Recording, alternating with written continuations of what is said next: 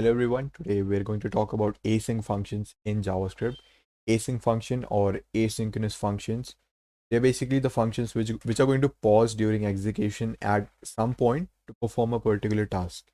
Now let me show you how to build an async function. So for an example, first of all, you can ignore this first line. It's really not that important right now. I'm going to explain it later on. But to declare an async function, the first thing you do is you write async and then you write function.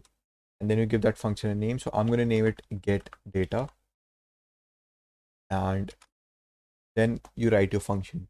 So it's very similar to the normal convention of writing function. You just write async in front of it.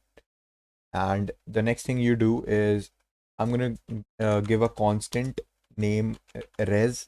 And what I'm going to do is I'm actually going to write await fetch, and inside fetch I'm going to give a link. So a lot has happened. Let me explain what's happening.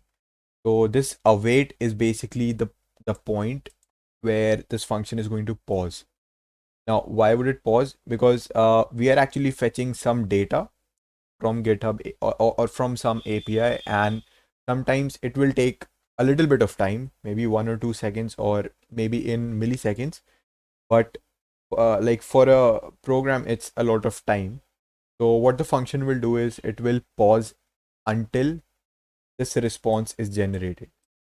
So what I'm doing is I've created a constant response and I'm waiting for the data which I'm fetching, and I'll just store it inside this res variable, and then I'll do console.log res.